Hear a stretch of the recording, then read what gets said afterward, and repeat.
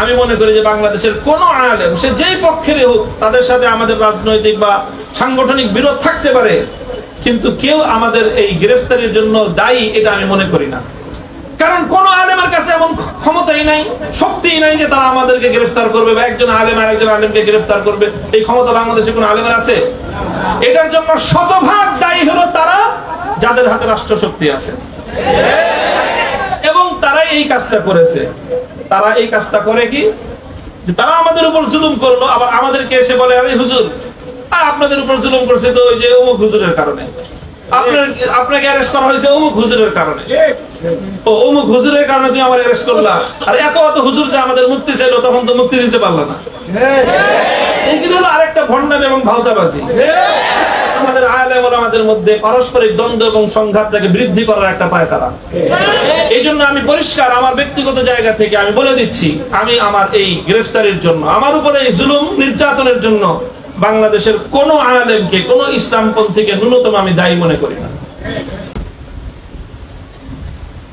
প্রবীণ আলেমে দ্বীন আল্লামা ওবায়দুল্লাহ ফারুক হাফিজাহুল্লাহ তাআলা, উপস্থিত আমার দীর্ঘ কারাজীবনের সঙ্গী, রাজপথের আমাদের সহযোদ্ধা মুফতি সাখাওয়াত হোসেন রাজি হাফিজাহুল্লাহ তাআলা, অন্যান্য উলামায়ে কেরাম এবং আমার প্রিয় ছাত্র বন্ধুগণ, আমি সর্বপ্রথম স্মরণ করতেছি আমাদের সকলের প্রিয় আল্লামা নূর হোসেন কাসেমী রাহিমাহুল্লাহ তাআলাকে। এই জামিয়া আসলে ওনার ইয়াদগার। এখানে কতবার আমি এসেছি এটা হয়তো জামিয়ার যারা পুরাতন ছাত্র তাদের কিছুটা ধারণা আছে, আমি না, এবং আমরা অনেকে, এবং আমি অনেক অসংখ্যবার এখানে আসা হয়েছে হুজুরের সোহবতে বিভিন্ন বিষয়ে আলোচনা করার জন্য।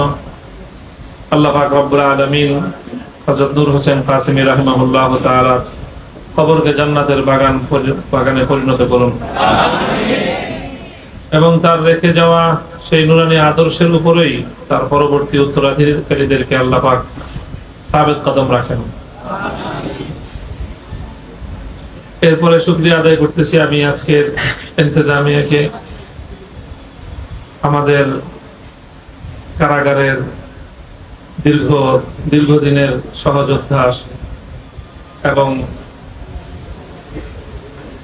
আসলে আমাদের কারা জীবনে দীর্ঘ সময়টায় আমরা এক একজন এক এক ভাবে পরস্পরের এমন এক আত্মার বন্ধনে আমরা একত্রিত হয়েছি, আত্মার বন্ধনে আবদ্ধ হয়েছি। হয়তো এটাই আল্লাহ পাক রব্বুল আলামিনের বিশেষ মানসা ছিল, সেজন্য আল্লাহ আমাদেরকে বিভিন্ন জায়গা থেকে বাছাই করে নিয়ে কারাগারের দীর্ঘ একটা সময়ের প্রশিক্ষণাগারে আমাদেরকে একত্রিত রেখেছেন, এবং ইনশাআল্লাহ আগামী দিনে দেশ এবং জাতির খিদমতে সম্মিলিত কোনো ভূমিকা পালন করার জন্য আল্লাহ আমাদেরকে ইঙ্গিত এবং ইশারা দিয়েছেন। এখন বাকিটা যদি আমরা বুঝে চলতে পারি, ইনশাআল্লাহ আমাদেরকে সেই মাকসাদ হাসিল করার তৌফিক দান করবেন। কি বলবো, এই মজলিসে কিছু কারা স্মৃতি করি, স্মৃতিচারণ করি, এলোমেলো কিছু কথা বলবো, খুব গোছানো কোনো কথা হয়তো আজকে হবে না। কারাগারে যখন বিদ্যুৎ চলে যেত তখন একজনের কথা আমার খুব মনে পড়তো, তিনি হলেন মাওলানা হাবিবুল্লাহ মাহমুদ কাসেম। কেন মনে পড়তো? কেউ অনুমান করতে পারো? ঘটনা হলো, একদিন এরকম মাগরিবের পরে কারেন্ট চলে গেল। মাগরিবের পরের সময়টা আমরা পাশাপাশি এই 15টা রুমে থাকতাম, এক এক রুমে সর্বোচ্চ 4 জন আর সর্বনিম্ন 2 জন, 15টা রুম পাশাপাশি, 2টা ব্লক। তো মোটামুটি যখন বিদ্যুৎ থাকে তখন তো সব দিকে একটা আওয়াজ থাকে, ফ্যানগুলো ঘুরতে থাকে, তো অনেক দূর থেকে আওয়াজ পাওয়া যায় না। পাশাপাশি রুমগুলো থেকে কোনো আওয়াজ দিলে আওয়াজ পাওয়া যায়, কিন্তু বিদ্যুৎ চলে গেলে সব ফ্যান বন্ধ, একটা পিনপতন নীরবতা, তখন অনেক দূর থেকে আওয়াজ পাওয়া যায়। তো বিদ্যুৎ চলে গেল, একদিন তারানায় দারুল উলুম দেওবন্দ গাওয়া শুরু হলো। সেই দারুল উলুম দেওবন্দের তারানার মূল গায়ক ছিলেন কাসেমি সাহেব, হাবিবুল্লাহ মাহমুদ কাসেমি। আর আমরা আমাদের ভাঙ্গাচোরা গলা যাই আছে তা নিয়ে ওনার সঙ্গে কোরাস গাইছি, এবং এটা খুব খারাপ শোনা যায়নি। ওনার সুরের সাথে আমাদের সবার সুরও মিলে গেছে। ছাত্র, ওস্তাদ, অনেক ধরনের মানুষই ছিলাম আমরা, আলহামদুলিল্লাহ। তো এর পরবর্তীতে উনি তো খুব দ্রুতই রুখসত হয়ে গেছে, ওনার ছুটি হয়ে গেছে। পরবর্তী দীর্ঘ সময় আমরা ছিলাম, বিদ্যুৎ চলে গেলেই শুধু হাবিবুল্লাহ মাহমুদ কাসেমি সাহেবের ওই দিনের স্মৃতি আমাকে মানে আবার সেই মানে ওই সময়ের কথা মনে করিয়ে দিত। এইভাবে সময় কেটেছে আমাদের। কারাগারে এবার আমাদের এই যাওয়াটা এইভাবে বিপুল পরিমাণ আলেম ওলামাদের কারারুদ্ধ হওয়া এবং সেখানে দীর্ঘ একটা সময় অতিক্রম করার মধ্য দিয়ে সব ধরনের কিছুই ঘটেছে। এখানে অনাকাঙ্ক্ষিত, অপ্রত্যাশিত কিছু বিষয় ঘটেছে, অনাকাঙ্ক্ষিত কিছু বিষয় ঘটেছে। তবে আলহামদুলিল্লাহ আমরা যারা শেষ পর্যায় পর্যন্ত ছিলাম, আমি সকলের মধ্যেই একটা হিম্মত, একটা দৃঢ়তা আমি লক্ষ্য করতে পেরেছি, এবং এই হিম্মত এবং এই দৃঢ়তাটুকু আমাদের মধ্যে আগামী দিনের পথ চলার জন্য আরো বেশি সৎসাহস জুগিয়েছে। আমি আশা করি যে আগামী দিনে ইনশাআল্লাহ আমাদের এই প্রেরণা, আমাদের এই হিম্মত ইনশাআল্লাহ এদেশে ইসলামের জন্য সম্মিলিত বলিষ্ঠ ভূমিকা রাখার ক্ষেত্রে সহায়ক হবে। কারাবন্দিত্বের সময়টা এটা অবশ্যই অনেক কষ্টের। সবচেয়ে বড় কষ্ট হলো বন্দিত্বটা, আপনজনদের থেকে বিচ্ছিন্নতা। এটা হলো সবচেয়ে বড় কষ্টের সময়। কারাবন্দিত্বের মধ্যেও আবার দুই রকম সময় যায় বন্দিশালায়।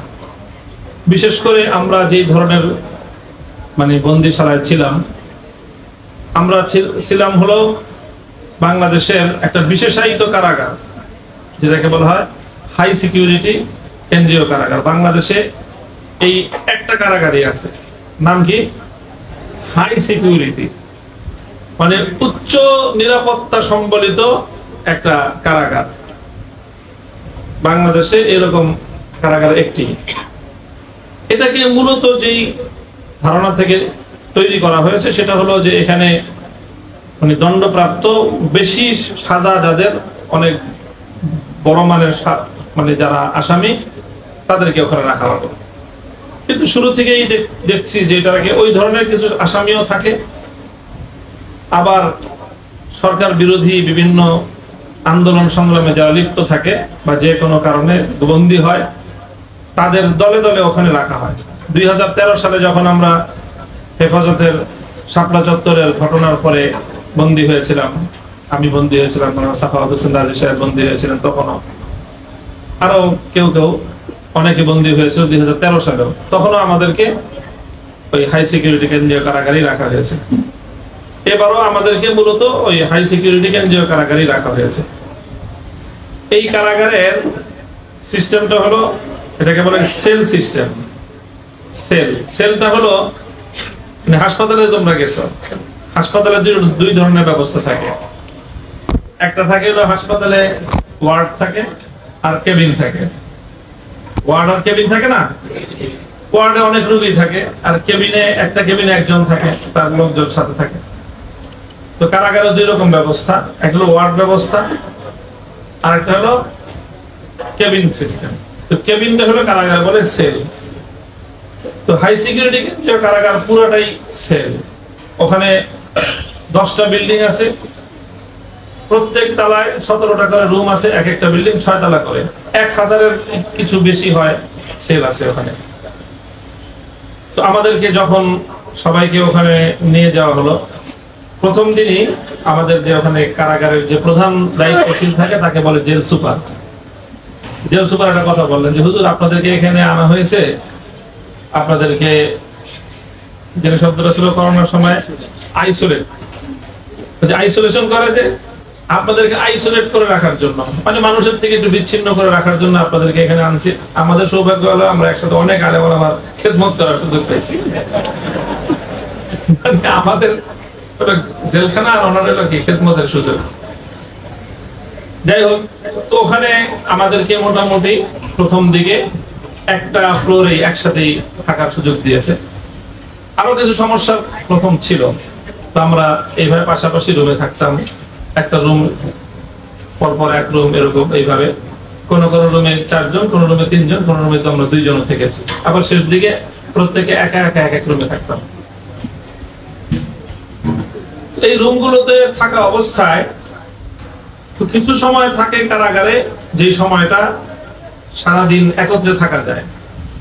সকালবেলা মনে করো 6টা থেকে সন্ধ্যা 5টা পর্যন্ত, এই সময়টা যে রুমগুলো থাকে রুমের তালা খোলা থাকে। আর সন্ধ্যা বিকাল 5টায় বা এই দিনের মানে সূর্যাস্তের হিসাবে কখনো কম হয় কখনো বেশি হয়, তালাবদ্ধ করে দেওয়া হয়। এরপরে পরের দিন আবার সকাল 6টা 7টা পর্যন্ত তালাবদ্ধ থাকতে হয়।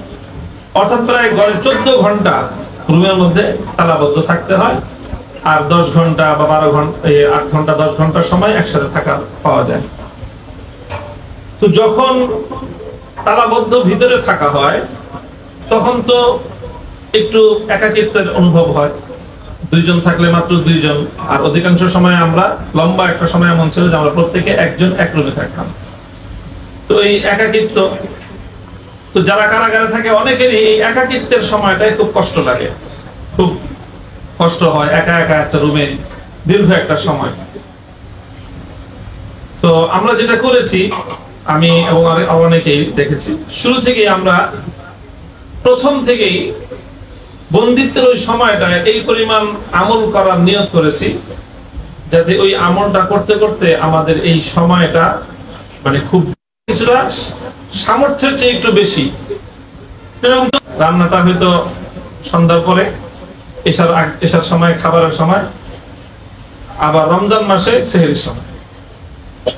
এই রান্নাটা করে, রান্নার অর্থ হলো তৈরি করা রান্নাটাই, যে খাবারটা দেওয়া হতো মানে রান্না করতে খুব ভালো লাগতো। এই রান্না করে তারপরে এই 3-4 রুম পর্যন্ত খাবার পৌঁছানোর একটা সিস্টেম ছিল আমাদের, কোনো লোক লাগতো না। ওটা একটা গাড়ি তৈরি করছিলাম আমরা। এই গাড়িটা আমার রুম থেকে রওনা করতো, এরপরে সাকাল সাহেব, ওটা আমার রুম থেকে সাকাল সাহেবের রুম প্রায় ধরো না 20 ফিট দূরে। এই 20 ফিট দূরে তরকারিটা পাঠাইতাম পাঠিতে করে।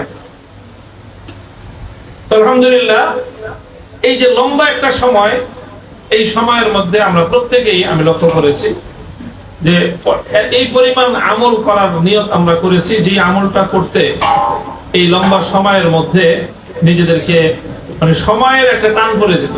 এই সারাটা সময় এইভাবেই কেটেছে। এতে 2টা জিনিস লাভ হয়েছে। যেরকম ধরো মাগরিবের 6টা থেকে নিয়ে 9টা পর্যন্ত আওয়াবিন পড়তে পড়তে সময় শেষ। 9টার পরে খাবার দাবার খেয়ে ওযু ইস্তেঞ্জা করে এশার নামাজ পড়ে পরে ঘুমাইতে ঘুমাইতে রাত 11টা। 11টার মধ্যে ঘুমানো যেত না। আবার ওদিকে রাত ঘুম থেকে উঠতে হবে কমপক্ষে 2:30 থেকে 3টার মধ্যে। মাঝখানে ঘুমের সময় পাওয়া যায় না। আবার 2:30 থেকে ঘুম থেকে উঠে সকাল 6টার সময় আমল কষ্ট যতটুকু হওয়ার তার চেয়ে কম হয়েছে আলহামদুলিল্লাহ। আর এই সময়টা আমলের মধ্যে, তিলাওয়াতের মধ্যে, নামাজের মধ্যে অনেক উত্তম ভাবে আল্লাহ পাক রব্বুল আলামিন থাকার তৌফিক দান করেছেন। কারাগারের এই বন্দিত্ব, কারাগারের সময়ে এটা কাজে লাগানোর জন্য যে জিনিসটা সবচেয়ে বড় একটা ভূমিকা রাখে সেটা হলো শুরু থেকে নিজের মধ্যে এরকম একটা চিন্তা এবং এরকম একটা ইচ্ছা থাকা। যেরকম আমাদের সাখাওয়াত হোসেন রাজি সাহেব, উনি বন্দী হওয়ার পরে যে কাজটা শুরু করেছেন, 2টা জিনিস শুরু করেছেন উনি। একটা হলো বিভিন্ন বিষয়ের দক্ষতা এবং যোগ্যতা ওনার আছে, পাশাপাশি ইংলিশের উপর ওনার একটা দক্ষতা আছে। ওটাকে আরো কিভাবে বৃদ্ধি করা যায়, এই জন্য বন্দী হওয়ার পরে উনি ওনার ঘরে ইংলিশ পত্রিকা রাখা শুরু করলেন।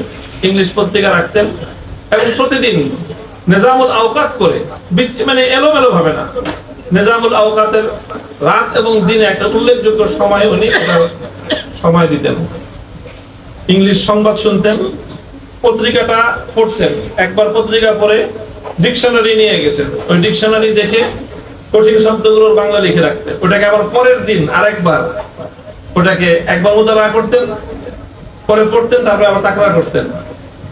এইভাবে পরে পরে প্রায় 2.5 বছর ওনার ইংলিশের উপর যথেষ্ট দক্ষতা ও মেহনত হয়েছে। পরিকল্পিতভাবে পূর্ণ কোরআনে পাকের তাফসীর সহ মুতালা করার ইহতিমাম করেছেন।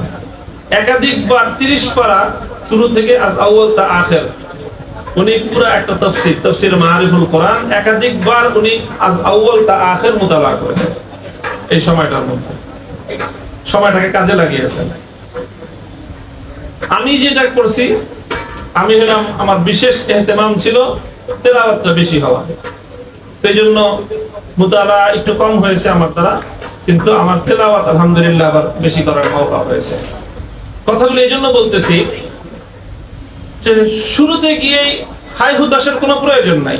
আমরা যেই পথে চলা শুরু করেছি, আল্লাহ হেফাজত করুন, আফিয়াতের সাথে রাখুন, কিন্তু আমাদের এই পথ এটা ফুল বিছানো এরকম কোন কুসুমাস্তীর্ণ পথ না। মাঝে মাঝে লাল গোলাপের শুভেচ্ছা পাওয়া যাবে, কিন্তু লাল গোলাপের একটা শুভেচ্ছা পাওয়ার আগে 3 বছর জেল কাটতে হবে।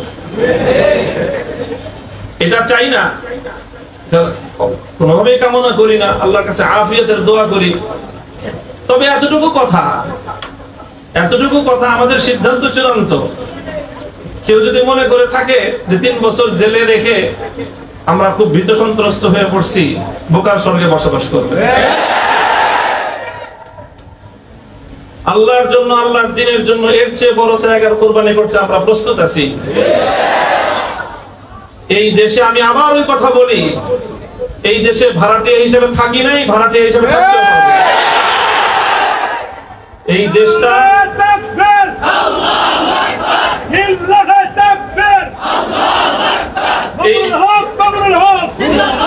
এই দেশটা আমাদের হাজার বছরের পূর্বসূরীদের ঘাম, অশ্রু আর রক্তের বিনিময়ে এই দেশ নির্মিত হয়েছে, মাটি সিঞ্চিত হয়েছে। কাজেই আমরা যদি এই মাটির দখলদারি ছেড়ে দেই, আমাদের হাজার বছরের পূর্বসূরীদের সাথে গাদ্দারি করা হবে। আমাদেরকে উত্তরাধিকার দিয়ে গেছেন এটা ভিটে মাটি বিক্রি করে আরেক দেশে গিয়ে থাকার জন্য না। আমাদের পূর্বপুরুষরা, ইতিহাস পড়ো, অনেক ত্যাগ আর কোরবানির মাধ্যমে এই মাটিকে, এই জমিনকে ইসলাম এবং মুসলমানদের জন্য সংরক্ষিত করে দিয়ে গেছেন ওনারা।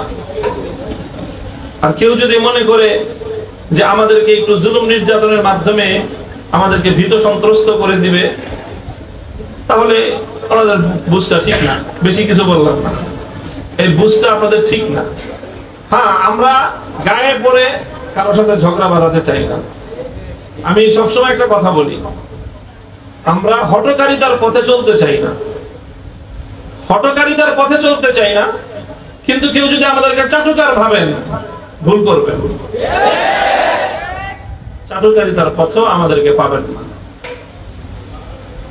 কথাগুলো এই জন্য বলতেছি যে হয়তো অনেক বড়দের কথা তো আমরা পড়ি কিতাবের মধ্যে, পড়লে আমরা মনে করি ওনারা তো অনেক আগে রাখাবেন, ওনারা তো ওরকম করবেনই। এই যুগে কি সম্ভব? এরকম আমাদের মনের মধ্যে একটা ধোঁকা চলে আসে, ওয়াসওয়াসা দেয় শয়তান এবং নফস আমাদেরকে ধোঁকা দিয়ে দেয় যে এগুলো হুসাইন আহমদ মাদানী রাহমাতুল্লাহ আলাইহির কাজ, ওনাদের মতো লোক ওই যুগে করেছেন, আমরা কি আর পারবো না? আমরাও এই যুগে আমাদের মতো করে আমরা অনেক কিছু পারবো ইনশাআল্লাহ। 2013 সালে যখন আমি অ্যারেস্ট হলাম খুলনায়, অ্যারেস্ট হয়ে আমাকে যখন থানায় নিয়েছে, থানার গারদে, একটা থানা, তারপর থানা থেকে কোর্টে যায়, কোর্ট থেকে তারপরে জেলখানায় পাঠায়। থানার গারদে ঢুকেই আমি ওখানে যে টয়লেট আছে, ওখানে টয়লেটে উযু করে, ইস্তেনজা করে, উযু করে শুরু করে দিলাম। ওখান থেকেই সূরা ফাতিহা, সূরা বাকারা তেলাওয়াত শুরু করে দিয়েছি নামাজের মধ্যে, যে কিছুদিন তো থাকতেই হবে। তেলাওয়াত শুরু করে দিলাম, খতম নামাজের মধ্যে। শুরু থেকেই, একেবারে প্রথম থেকেই যদি নিজের এরকম একটা পরিকল্পনা থাকে, নিজের যদি এরকম একটা আজম থাকে, তাহলে যেটা হয় যে এই আমলের মাধ্যমে, আমলের একটা দৃঢ়তার মাধ্যমে একটা আল্লাহ পাক রব্বুল আলামিন সাহস যোগান। হিম্মত দেন। ভেঙে পড়ার যে একটা মানসিকতা সেটা আসে না কোরআনের বরকতে, ইলমের বরকতে, আল্লাহ পাকের জিকিরের বরকতে অন্তরের মধ্যে একটা শক্তি সঞ্চিত হয়। এই শক্তিটা বিপদটাকে অনেক সহজ করে দেয়। হায় হুতাশ করার কিছু নেই। হোসেন আহমদ মাদানী রহমতুল্লাহ আলাইহির হায়াত এই জেলখানায় আমার কিছু পড়ার সুযোগ হয়েছে। সেখানে একটা কথা পড়ে তো আমি হয়রান হয়ে গেছি। হযরত মাদানী রহমতুল্লাহ আলাইহি গালিবান 3 বার লম্বা লম্বা সময়ে কারারুদ্ধ হয়েছেন। শেষবারের ওয়াকিয়া মাদানী রহমতুল্লাহ আলাইহি লিখছেন যে ওখানে ওনার সময় কাটতে কাটতে এমন একটা হয়েছে এবং উনি এমন আমাল করতেন ওখানে, তাসাউফের তো করতেনই, তাআল্লুক মা আল্লাহর এমন কিছু হালাত ওনার ওখানে তারি হয়েছে, ওনার উপর এমন কিছু হালাত হাসিল হয়েছে যে আল্লাহ পাকের অনেক তাকাররুব হাসিল হয়ে গেছে। এবং উনি এটা ইহসাস করেছেন জেলখানার বাইরে যেই পরিমাণ তাকাররুব আল্লাহর হয়েছে তার চেয়ে অনেক বেশি আল্লাহ পাক রব্বুল আলামিনের পক্ষ থেকে তাকাররুব দান করা হয়েছে। এই জন্য হযরত শেষ পর্যন্ত নিজের মন্তব্য করেছেন নিজের ব্যাপারে যে এই জন্য আল্লাহ পাক রব্বুল আলামিনের কাছে আর কারামুক্তির জন্য দোয়া করতে মনে চায় না।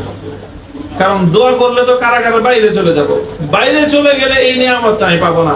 আল্লাহ পাক কারাগারের ভিতরে যেই তাকাররুব দান করেছেন, আল্লাহ নিজের যেই নৈকট্য আমাকে দান করেছেন, কারাগারের বাইরে গেলে হয়তো পাবো না। এই জন্য হযরত বলেন যে আমার নিজের জন্য কারামুক্তির দোয়া করতে মনে চায় না, শুধু একটা জিনিসের শূন্যতা অনুভব করি।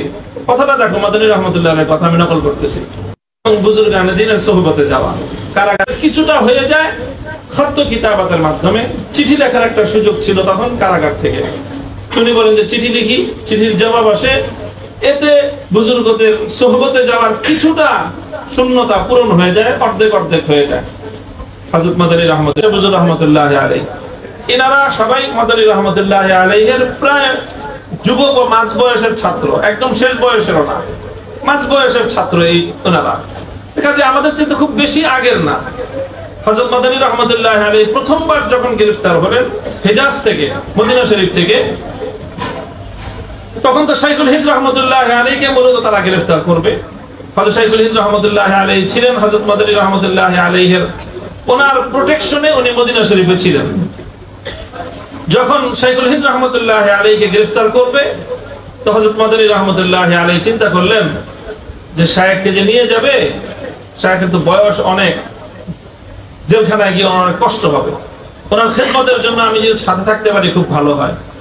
তখন তিনি যে কোনো ভাবে প্রশাসনকে রাজি করাইলেন যে শায়েখের সাথে, শাইখুল হিন্দ রহমতুল্লাহ আলাইহির সাথে হোসেন আহমদ মাদানী রহমতুল্লাহ ওনাকে যেন গ্রেফতার করা হয়। তো হলো, গ্রেফতার হলো। 4 বছর পর্যন্ত মাল্টার সেই কারাগারে থাকলেন, আন্দামান দ্বীপ ইংরেজদের কারাগারে। মাদানী রহমতুল্লাহ যখন কারাগারে যান তখন ওনার পুরা পরিবার সহ ওনারা মদিনাতে তখন ইকামত করেন। একরকম হিজরত করছেন, ওনার বাবা মা পূর্ণ হিজরত করছেন, আর ওনারা হিজরতের পূর্ণ নিয়ত না করলেও ফুল ফ্যামিলি সহ মদিনা শরীফে থাকতেন। ওনার বাবা ছিল, মা ছিল, ওনার স্ত্রী ছিল, 3 জন সন্তান ছিল। খুব সম্ভবত 1 মেয়ে 2 ছেলে বা 2 ছেলে 1 মেয়ে, 3 জন সন্তান ছিল। হযরত মাদানী রহমতুল্লাহ আলাইহির কাছে এই 4 বছরের মধ্যে একটার পর একটা চিঠি গেল। কোন চিঠিতে ওনার বাবার ইন্তেকালের সংবাদ, আরেক চিঠিতে মায়ের ইন্তেকালের সংবাদ, আরেক চিঠিতে স্ত্রীর ইন্তেকালের সংবাদ, আরেক চিঠিতে বড় মেয়ের ইন্তেকালের সংবাদ, আরেক চিঠিতে মেজো মেয়ের ইন্তেকালের সংবাদ, আরেক চিঠিতে সর্বশেষ সন্তানের ইন্তেকালের সংবাদ। মানে যা কিছু রেখে গেছেন।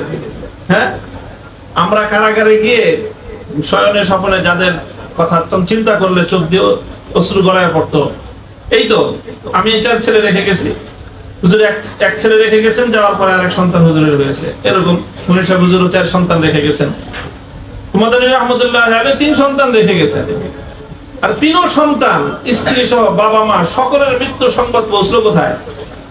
কারাগারের মধ্যে। কারাগারে এমনি নিজে থাকাটা কষ্ট, আর একটা দুঃখজনক শোক সংবাদ ভিতরে পৌঁছলে সেটা যে কতটা মর্মান্তিক হয়ে দাঁড়ায়। সাখাওয়াত হোসেন রাজি সাহেবের আব্বাজান রহমতুল্লাহ আলাইহি ওনার ইন্তেকালের সংবাদ ওনাকে কারাগারের ভিতরে শুনতে হয়েছে এবং সেখান থেকে অনেক কষ্টে কোন রকম জানাজায় গিয়ে শরীক হয়েছেন। আমাদের সাথে যে কাজগুলো করা হয়েছে সেগুলো এতটা অমানবিকতা না করলেও হতো আমাদের সাথে। জানাজায় যে যাইতে যেতে ওনার জোহরের সময় জানাজা হওয়ার কথা, সেই জানাজা পৌঁছতে পৌঁছতে রাত 11টা বাজছে ওনার। অযথাই বিলম্ব করাইছে, যে একটু কষ্ট বেশি হলে মনে হয় যে আমাদের একটু কষ্ট বেশি হলে তাদের একটু ভালো লাগে মনে হয়, এরকম একটা পরিস্থিতি আমাদের সঙ্গে আচরণ করা হয়েছে। সব লোকজন মোবাইল ফ্যাসিলিটি পায়, ইল্লা হেফাজতে ইসলাম। ইল্লা হেফাজতে ইসলাম মানে হেফাজতে ইসলামের যারা আছে সপ্তাহে 15 দিনে কোনোভাবেই তাদেরকে তাদের পরিবারের লোকজনের সাথে যোগাযোগ করার জন্য মোবাইল ফোন ব্যবহার করতে দেওয়া হবে না। মোবাইল মানে তাদের সেই ফোনের সুবিধাটা কারা কর্তৃপক্ষের এখন বাংলাদেশের সমস্ত কারাগারের নিয়ম হলো এই যে প্রতি সপ্তাহে একবার করে বন্দীদেরকে সুযোগ দেওয়া হয় তার পরিবারের সাথে যোগাযোগ করার। আমাদেরকে এই 3 বছরে আমাদেরকে সুযোগটা দেওয়া হয়নি। তো বলতেছিলাম হযরত মাদানী রাহমাতুল্লাহ আলাইহি এই তো সব যা কিছু রেখে গেছেন সব উজাড় হয়ে গেছে। এই অবস্থায় একটা মানুষ বন্দিশালার মধ্যে তার কতটা দুঃখ এবং কষ্ট লাগার কথা, এটা বন্দিশালায় থেকে কারাগারে থেকে যার প্রিয়জন বিয়োগ হয়েছে সেই কেবল অনুভব করতে পারবে। আর আমরা শুধু কল্পনা করেছি যে আজকে যদি আমার কাছে আমার একটা সন্তানের মৃত্যুর সংবাদ আসে তাহলে আমার কেমন লাগবে, কেমন লাগবে এটা কল্পনা করলেই চোখের অশ্রুতে বুক ভেসে যেত। কারণ ছটফট করতে পারবো কিন্তু সন্তানের চেহারাটা হয়তো একবার দেখতে পারবো না, এরকম একটা অসহায়ত্ব নিজেদের মধ্যে অনুভব হয়েছে। মাদানী রাহমাতুল্লাহ আলাইহির এই ত্যাগ আর কোরবানির কথা স্মরণ করতাম আর নিজেকে সান্ত্বনা দিতাম যে আল্লাহ পাক সেই তুলনায় আমাদেরকে অনেক ভালো রাখছেন। আমাদের সন্তানরা ভালো আছে, আফিয়াতের সাথে আছে, আমাদের পরিবাররা ভালো আছে, আমাদের বাইরের লোকজন পরিবার পরিজনদের সংবাদ রাখতেছে। এটা একটা বড় কথা, এটা বড় কথা। যারা যখন কারাবন্দী হয়, কোনো বিপদগ্রস্ত হয়, তাদের পরিবার পরিজনের সাথে অন্য বাইরে যারা থাকে তাদের খোঁজ খবর নেওয়া জিম্মাদারি হয়ে দাঁড়ায়। কে কতটুকু করেছি নিজে যার যার হিসাব নেওয়া দরকার। নামায়ে আমাল প্রত্যেকেরটা নিজের কাছেও আছে, অন্যদের কাছেও আছে। আমরা যারা বাইরে ছিলাম, বন্দীদের পরিবার পরিজনের তাদের অসহায় লোকদের সংবাদ কতটুকু রেখেছি, নিজের সাধ্যের আলোকে তাদের জন্য কতটুকু খেদমত করার সুযোগ ছিল, কতটুকু করেছি, এটা প্রত্যেকের নিজের সঙ্গে নিজের ইহতিসাব করা দরকার। আমাদের উলামায়ে বাংলাদেশের যাদের ভুল করেছেন আগামী দিনে এই বিষয়ে তাদের নিজেদের প্রায়শ্চিত্ত করার প্রয়োজন রয়েছে। এই যে আমাদের শেষ পর্যন্ত যেটা হয়েছে আলহামদুলিল্লাহ লক্ষ্য করেছি যে আমাদের কারাবন্দীদের পরিবাররা পরস্পর নিজেদের মধ্যে একটা সংহতি করে তুলেছেন। তারা একজন আরেকজনকে গিয়ে সান্ত্বনা দিতেন, আরেকজন তার ঘরে গিয়ে সান্ত্বনা দিতেন।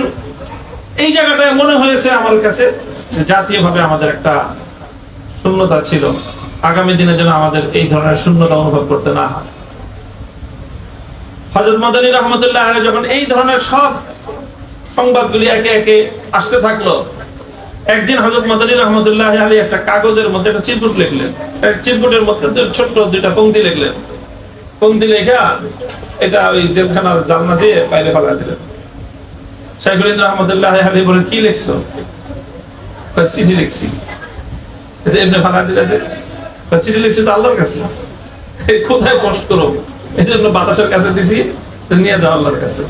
কি লিখছো? লিখেছি তেরে ইश्क में कोहे गम सर पे लिया अब जो हो तो हो, वो आयश नशाते जिंदगी छोड़ दिया अब जो हो तो हो, तेरे इश्क में कोहे गम सर पे लिया अब जो हो तो हो, वो आयश नशाते जिंदगी छोड़ दिया अब जो हो तो हो। मालिक তোমার প্রেমে এই কষ্টের পাহাড় মাথায় নিয়েছি, হাসি মুখে নিজে স্বেচ্ছায় মাথায় নিয়েছি, জোর করে কেউ চাপায় নাই।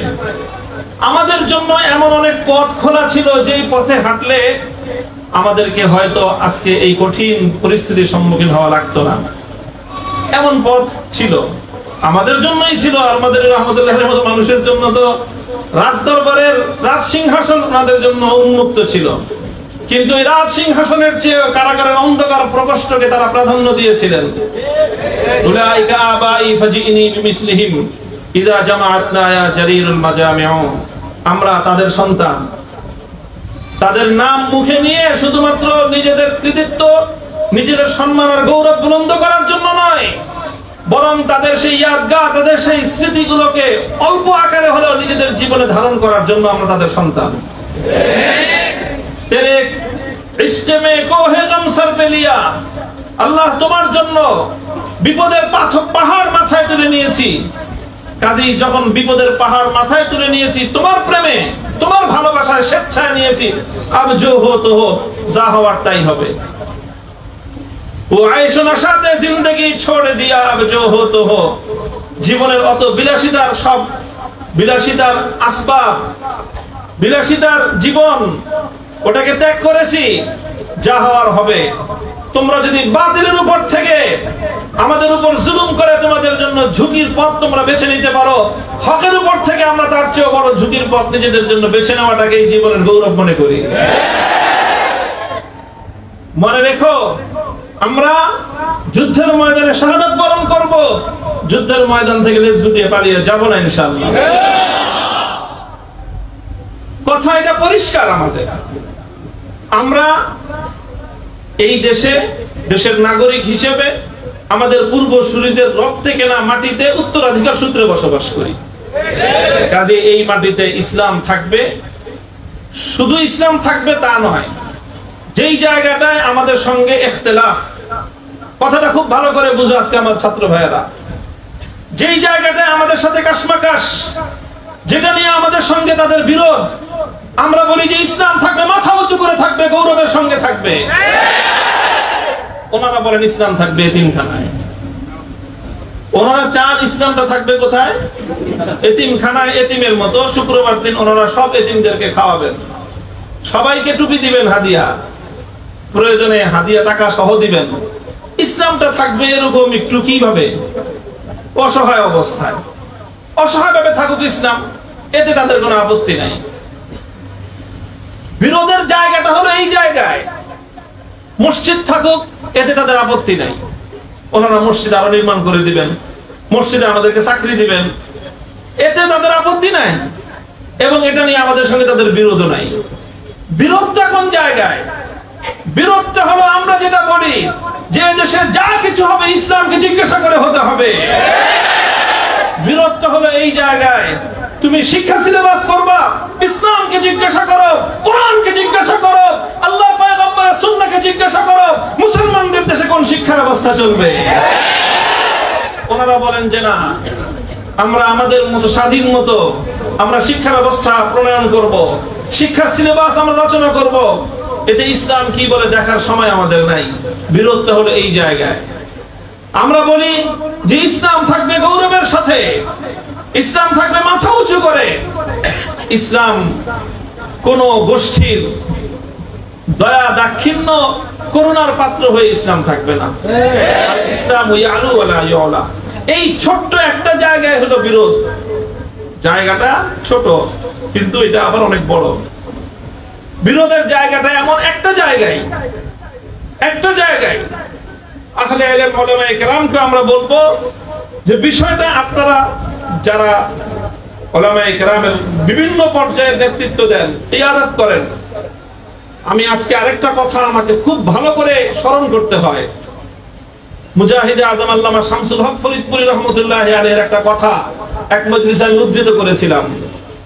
শামসুল হক ফরিদপুরি রহমতুল্লাহি আলাইহি যখন সেই পাকিস্তান আমলে স্বৈরশাহী আইয়ুব খান যখন ফ্যামিলি প্ল্যানিং ল করলো,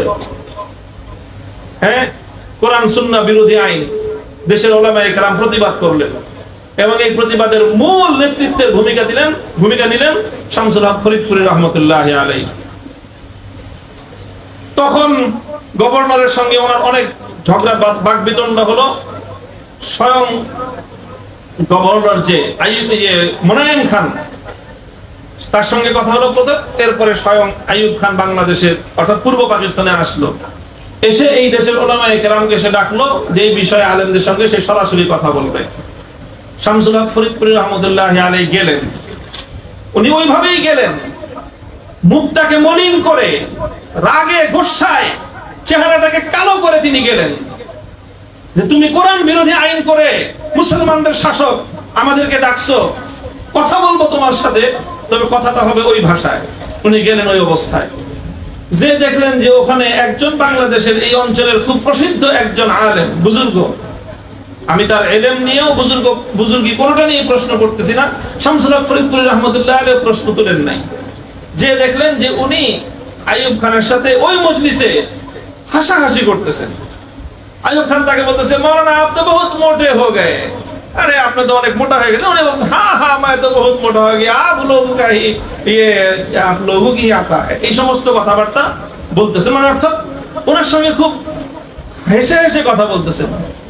এই দৃশ্য দেখার পরে শামসুল হক ফরিদপুরি রহমতুল্লাহ আলাইহি আইয়ুব খানের সাথে যা করা করছেনই, ওই আলেমের প্রতি এমন রাগান্বিত হয়েছেন, জিন্দেগি তার কোনোদিন তার সাথে কথা বলেন নাই। যে আমাদের মাসলা হলো কোরআন বিরোধী আইন তৈরি করেছে সে, আমরা তাদের আমাদের হৃদয়ের সমস্ত ক্ষোভ, সমস্ত রাগ তার প্রতি প্রকাশ করব, আর সেই মজলিসে আপনি গিয়ে তার সঙ্গে হাসাহাসি করতেছেন। এতটুকু গায়রত এবং আত্মমর্যাদা আপনার নাই। শুধু এই কারণে হুজুর ওনার সাথে আর কথা বলেন নাই। শামসুল হক ফরিদপুরি রহমতুল্লাহ আলাইহি যখন মৃত্যু শয্যায় শায়িত, হুজুরের দীর্ঘ রোগ ছিল, অনেক লম্বা, অনেক দীর্ঘদিনের রোগের শোকে হুজুর মারা গেছেন। তো হুজুর যখন একদম মৃত্যু শয্যায় শায়িত, গহরডাঙ্গায় হুজুরের নিজের বাড়িতে হুজুর শোয়া, ওই বুজুর্গ অনেক শান শওকতওয়ালা বুজুর্গ ছিলেন, অনেক ভক্ত মুরিদান ওনার ছিল, অনেক লোকজন তার ছিল। উনি বিশাল এক লঞ্চ ভাড়া করে হুজুরকে দেখতে গেছেন। হুজুরকে দেখতে গেছেন যে হুজুর অসুস্থ অবস্থায়। হুজুর যখন শুনছেন যে ওই আলেম দেখতে আসছে, হুজুর বলছেন, খবরদার উনি যেন আমার ঘরে আসতে না পারে। ওনাকে বলা হয়েছে যে হুজুর আপনাকে এই অবস্থায় নিষেধ করছে, আপনি যেন হুজুরের ঘরে না যান। উনি পরে দরখাস্ত করে পাঠাইছেন যে হুজুরকে যা বলেন আর কিছু না, আমি হুজুরের সাথে কথা বলবো না, হুজুরের কাছেও যাব না, শুধু জানলা দিয়ে হুজুরকে এক নজর দেখে আসবো। এই কথাটা শোনার সঙ্গে সঙ্গে হুজুর বলছে, জানলা বন্ধ করে দাও, জানলা বন্ধ করে দাও, উনি আমাকে দেখুক, আমি এটাও চাই না। শেষ পর্যন্ত উনি ফিরে গেছেন। এই তারিখ, এটা আমাদের আকাবিরিনদের, এই করিবে আকাবিরদের তারিখ, এবং ইসলামের শুরুর যুগ থেকে এই তারিখ আছে। ইমাম আহমদ ইবনে হাম্বল রাহমাতুল্লাহ আলাইহি মুহাদ্দিসে কবির ইয়াহইয়া ইবনে মাঈন রাহমাতুল্লাহ আলাইহির সাথে একই আচরণ করেছিলেন। ইয়াহইয়া ইবনে মাঈন রাহিমাহুল্লাহ অনেক বড় মুহাদ্দিস, কিন্তু যখন খালকে কোরআনের মাসআলা এসেছিল, ইমাম আহমদ ইবনে হাম্বল অত্যন্ত দৃঢ়তার সঙ্গে তিনি হকের ঝান্ডা ধারণ করেছিলেন এবং রুখসাতের উপর নয়, আজিমাতের উপর উনি আমল করেছেন। ইয়াহইয়া ইবনে মাঈন রাহিমাহুল্লাহ অনেক বড় জলিলুল কদর, উনি একজন মুহাদ্দিস। উনি অবস্থানটা ছিল ওনার নরবরে, আর উনি বলতেন যে আমরা তো মজবুর, শাসকের জুলুম নির্যাতনের সামনে আমরা মজবুর। হযরত ইমাম আহমদ ইবনে হাম্বল বলতেন, আপনি শাসকের সামনে মজবুর মানে আপনাকে কোনোদিন ধরে নিয়ে 10টা চাবুক মেরেছে না, চাবুক মারার ভয় দেখেই আপনি বলেন যে আপনি মজবুর? আপনার এই মজবুরিয়াতের এই ওজর, এটা শরআন মুতাবার নয়। ইমাম আহমদ ইবনে হাম্বল রাহমাতুল্লাহ আলাইহি সেই যুগে মৃত্যু পর্যন্ত ইয়াহইয়া ইবনে মাঈন রাহিমাহুল্লাহর সাথে কথা বলেন। এই কথাটা পরিষ্কার। হক এবং হক্কানিয়তের প্রশ্ন যখন আসবে, উলামায়ে কেরাম সবাই টকরা হয়ে যাবেন, এটা আশা করি না। তবে সবার কাছ থেকে এই জিনিসটা আশা করি যে কেউ ওই সকল জালিম শাহিদের সঙ্গে হাসাহাসি করতে পারবেন না। যদি হাসাহাসি করেন, মাখামাখি করেন, আমাদের সঙ্গে কোনো সম্পর্ক থাকবে না আপনাদের।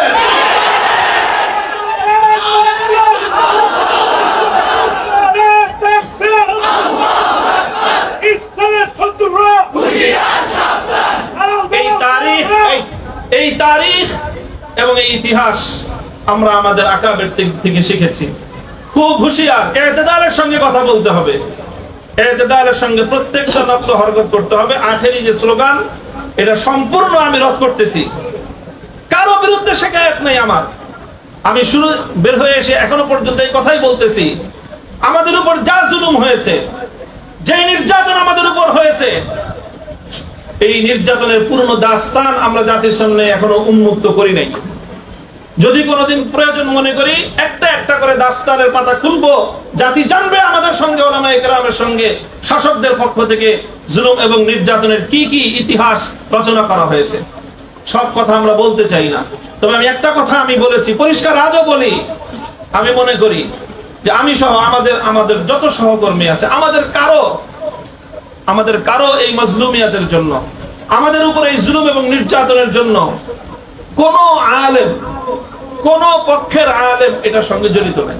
আমার এটা ব্যক্তিগত মতামত, এটা আমাদের সাথীরাও আমার সঙ্গে দ্বিমত করতে পারেন, আমার ব্যক্তিগত মতামত, কারো এখানে ভূমিকা নাই। হ্যাঁ, যেটা হতে পারে যে একজন আলেমের বন্দিত্বের কারণে তার যতটুকু কষ্ট পাওয়া উচিত ছিল সেই কষ্টটা তিনি পান নাই, যতটুকু ভূমিকা তারা রাখার দরকার ছিল মুক্তির জন্য সেই ভূমিকাটা হয়তো রাখেন নাই। বেশির চেয়ে বেশি এটাও হতে পারে যে আমরা বন্দী হওয়ার কারণে কেউ কেউ মনে মনে খুশিও হয়েছে, হতেই পারে।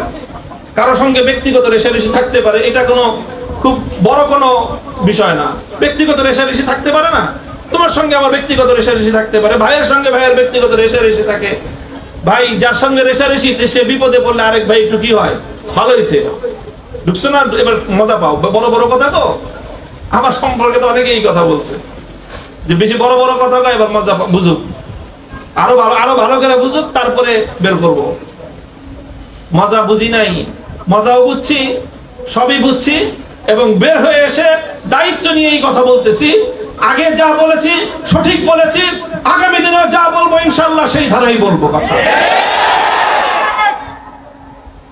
তো এই যে বিষয়টা, আলেম ওলামাদের কাউকে আমি মনে করি যে এই তিন শ্রেণীর হতে পারে সর্বোচ্চ। হয়তো কেউ ভূমিকাটা যথাযথ রাখে নাই, কেউ হয়তো মনে মনে একটু খুশিও হয়েছে, কিন্তু আমি মনে করি যে বাংলাদেশের কোন আলেম, সে যেই পক্ষেরই হোক, তাদের সাথে আমাদের রাজনৈতিক বা সাংগঠনিক বিরোধ থাকতে পারে, কিন্তু কেউ আমাদের এই গ্রেফতারির জন্য দায়ী এটা আমি মনে করি না।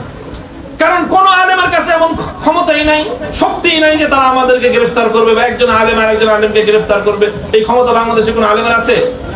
এটার জন্য শতভাগ দায়ী হলো তারা যাদের হাতে রাষ্ট্রশক্তি আছে, এবং তারাই এই কাজটা করেছে। তারা এই কাজটা করে কি, যে তারা আমাদের উপর জুলুম করলো, আবার আমাদেরকে এসে বলে, আরে হুজুর, আপনাদের উপর জুলুম করছে তো ওই যে অমুক হুজুরের কারণে, আপনাকে অ্যারেস্ট করা হয়েছে অমুক হুজুরের কারণে, ও অমুক হুজুরের কারণে তুমি আমার অ্যারেস্ট করলা। আর এত হুজুর যে আমাদের মুক্তি চাইলো, তখন তো মুক্তি দিতে পারলো না। এইগুলো হলো আরেকটা ভণ্ডামি এবং ভাওতাবাজি। আমাদের আলেম ওলামাদের মধ্যে পারস্পরিক দ্বন্দ্ব এবং সংঘাতটাকে বৃদ্ধি করার একটা পায়তারা। এই জন্য আমি পরিষ্কার আমার ব্যক্তিগত জায়গা থেকে আমি বলে দিচ্ছি, আমি আমার এই গ্রেফতারির জন্য, আমার উপরে এই জুলুম নির্যাতনের জন্য বাংলাদেশের কোন আলেমকে, কোন ইসলামপন্থীকে ন্যূনতম আমি দায়ী মনে করি না। হ্যাঁ, কারো কারো ভূমিকা কম বেশি থাকতে পারে, সেজন্য অভিমান থাকতে পারে, অভিযোগ থাকতে পারে, কিন্তু এটার জন্য দায়ী মনে করি না কাউকে। কাজে এই যে কথাগুলোর মধ্যে আমরা পূর্ণ সতর্কতা অবলম্বন করতে হবে। তবে কথা এটা এই যে জুলুম এবং নির্যাতন হলো, আমরা হলাম ভিকটিম, আমরা মজলুম। অন্যান্য উলামায়ে কেরামের কাছ থেকে আমরা যে আচরণটা আশা করি সেটা হলো এই, যারা আমাদের উপর জুলুম করলো, যতক্ষণ পর্যন্ত তারা এই জুলুমের জন্য তারা অনুতপ্ত না হবে, ততক্ষণ পর্যন্ত আমাদের আলেম ওলামারাও তারা তাদের সঙ্গে সম্পর্কটা ওই মাত্রায় রাখবেন। বেশি মাখামাখি যদি তাদের সাথে করেন, দেখতে আমাদের কষ্ট লাগে, অনেক খারাপ লাগে। কি বলবো তোমাদের কাছে, আমি জেলখানায় থেকে, আখেরি কথা লম্বা করবো না, শেষ কথা আমি এটা বলতেছি, জেলখানায় থাকতে ওই যে বিভিন্ন মেমোরি কার্ডের মাধ্যমে কিছু আহওয়াল জানার আমাদের সুযোগ ছিল। তো এই মেমোরি কার্ড লাগায় মনিটরের মধ্যে আমরা সবকিছু দেখতে পারতাম। সেখানে দেখলাম যে একজন আলেম, খুব এমনি ব্যক্তিগতভাবে আমি যার ভক্ত বলা যায়, তার জ্ঞান গরিমা সব দিক থেকে খুব তার প্রতি আমার একটা ভক্তি ছিল। দেখলাম উনি এমন একজন মানুষের এমন ভূয়সী প্রশংসা করতেছেন যার হাত হাজারো মুসলিমের রক্তে রঞ্জিত, সেই জালেমের উনি এমন ভূয়সী প্রশংসা করতেছেন। এই জিনিসটা শোনার পরের দিন আমি কোর্টে গেলাম, কোর্ট থেকে আমি কারাগারে ফিরলাম। রাস্তায় রাস্তায় ওই জালেমের বিভিন্ন জায়গায় নানা রকম ছবি টবি দেখি। যতবার ছবিটা দেখি ওই জালেমের কথা মনে পড়ে না, আমার ওই হুজুরের কথা মনে পড়ে। কষ্টের দিনটা কোন যেন ফেটে যায় যে এরকম একজন মানুষের আপনি এরকম প্রশংসা করতেছেন। আপনি জানেন না, রহম করদন বার গোসে ফান্দা জুলুম, রহম করদন বার তেজে দন্দা জুলুম আসবার গোসে ফান্দা, রহম করদন বার তেজে দন্দা জুলুম আসবার তারাহুম বার তেজে দন্দা তারাহুম বার। যাই হোক, কি কবিতা মুখস্থ নাই, বললাম আর কি মানা। হ্যাঁ, তারাহুম বার তেজে দন্দা জুলুম আসবার গোসে ফান্দা। বাঘের উপর যদি তুমি করুণা করো, এটা শুধু তুমি বাঘের উপর করুণা করলা তা নয়, এটা বকরির উপর তুমি জুলুম করলা। জানি না ওই কথা আমি কোনোদিন এতটা অনুভব করি নাই আগে, নিজের উপর আসার আগ পর্যন্ত। আমার কাছে তখন মনে হয়েছে আমিও এরকম ভুল অনেক করেছি, অনেক ঘুরেছি। আমরা যখন এরকম অনেকের প্রশংসা করতাম, তখন এরকম প্রত্যেকটা মজলুমের হৃদয়ে গিয়ে আমাদের এক একটা কথা সুরের মতো বিদ্ধ হতো। কাজে এই জন্য কোন জালেমের প্রশংসা করার সময় আমি সকলকে বলতেছি, মজলুমদের ওই আহাজারি বদদুয়া থেকে ভয় করা উচিত আমাদের। কোন জালেমের প্রশংসা করার আগে হাজারবার মজলুমদের কথা চিন্তা করা দরকার। আমরা নানা রকম হিকমত আবিষ্কার করে জালেমদের এই প্রশংসা করাকে বৈধতা দেওয়ার, হালাল করার চেষ্টা করি। হালাল করতে পারি, ফতোয়ার কলম তো নিজেদের হাতে আছে, কিন্তু মজলুমের হৃদয়ের আহাজারি বন্ধ করতে পারবি না। আল্লাহ না জানে ওটা কত কঠিন কোন বিপদ ডেকে আনতে পারে, বড় কঠিন পরিণাম বয়ে নিয়ে আসতে পারে। আল্লাহ হেফাজত করুক আমাদের সকলকে। এলোমেলো কয়েকটা কথা আমি বললাম, আমার এই কথার মধ্যে জানি না কোনো বেএতেদালি হলো কিনা। আমাদের বারিধারা মাদ্রাসার মুহতামিম হযরত মাওলানা মনির হোসেন কাসেমী হাফিজাহুল্লাহ তাআলা, অনেক কথাই হয়েছে, সামনাসামনি আর খুব বেশি কথা আমি বলতে চাই না। তবে আমি আমার এই 3 বছরের জীবনে কারাবন্দী, আমার মধ্যে শারীরিক যতটা কষ্ট গেছে তার চেয়ে অনেক বেশি মানসিক যেই চাপটা আমি অনুভব করেছি, আমার এই মানসিক এই চাপের সময়ে, মানসিক এই মজলুমিয়াতের সময় যে লোকটা আমাকে সবচেয়ে বেশি হিম্মত আফজাই করেছেন, সবচেয়ে বেশি সাহস জুগিয়েছেন, যিনি, তার নাম হলো আল্লাহ মনির হোসেন কাসেমী হাফিজাহুল্লাহ তাআলা। আমি আল্লাহর কাছে দোয়া করি আল্লাহই যেন তার এর পরিপূর্ণ জাযা ওনাকে দান করেন। আমিন। ওনার সবচেয়ে কঠিন বিপদের সময় যেন আল্লাহ পাক ঠিক এইভাবেই ওনার দস্তগিরি করেন। আমিন। আমাদের সকলের মধ্যে এই যে একটা ইত্তেহাদ, এই যে একটা বোঝাপড়া হয়েছে, এই যে একটা বোঝাপড়া হয়েছে, ফাখাউদ হোসেন রাজি সাহেব হুজুর থেকে নিয়ে শুরু করে আমি পর্যন্ত, মধ্যখানে আমাদের বাকিরা সবাই আছেন। মনির হোসেন কাসেমী সাহেব আছেন, হাবিবুল্লাহ মাহমুদ কাসেমী সাহেব আছেন, জুনায়েদ আল হাবিব সাহেব আছেন, মনজুরুল ইসলাম আফিন্দি সাহেব আছেন, আমাদের অন্যান্য উলামায়ে কেরাম আমরা যারা আছি, ইনশাআল্লাহ ইনশাআল্লাহ জুলুমের দিন চলে গেছে, জুলুমের দিন চলে গেছে। সামনের ইতিহাস ইনশাআল্লাহ ভিন্নভাবে রচিত হবে। ছাত্র ভাইদেরকে এটার জন্য খুব দায়িত্বশীল হতে হবে, খুব দায়িত্বশীল। আবেগী শুধু নয়, সিদ্ধান্ত নিয়ে রাখতে হবে নিজের জীবনে। আফিয়াতের জন্য আল্লাহর কাছে দোয়া করতে হবে যে আল্লাহ সহি সালামতে রাখো, দুর্বল মানুষ, বিপদ কঠিন দিও না। কিন্তু যদি আল্লাহ না করুন কারো জীবনে যদি বিপদ চলে আসে, তখন খুব ইস্তেকামতের সাথে থাকতে হবে। আলহামদুলিল্লাহ আমার অভিজ্ঞতা হলো এই, আল্লাহ পাক আমাদের জন্য পরীক্ষা খুব বেশি কঠিন করেন না। আমরা সামান্য একটু ইস্তেকামতের সাথে থাকতে পারলে আল্লাহর পক্ষ থেকে এমন গায়েবে নুসরত চলে আসে, যেটা আমাদের পূর্বের আমাদের বড়দের ওই পরিমাণ আল্লাহ সাহায্য পাইতে আরো অনেক লম্বা ত্যাগ আর কোরবানি দিতে হয়েছে। আমরা যেহেতু দুর্বল, আল্লাহ আমাদের সঙ্গে দুর্বলের মুআমালা করতেছেন। ইনশাআল্লাহ ইস্তেকামতের সাথে থাকবো, হক এবং হাক্কানিয়াতের সাথে থাকবো, হিম্মতের সাথে থাকবো। আর হলো মূল ওই উসুল মনে রাখতে হবে, আমরা হটকারিতার পথেও চলবো না। হ্যাঁ, খুব মুখস্থ রাখবা, চাটুকারিতা এটা কিন্তু এখন আমাদের নতুন ফিতনা।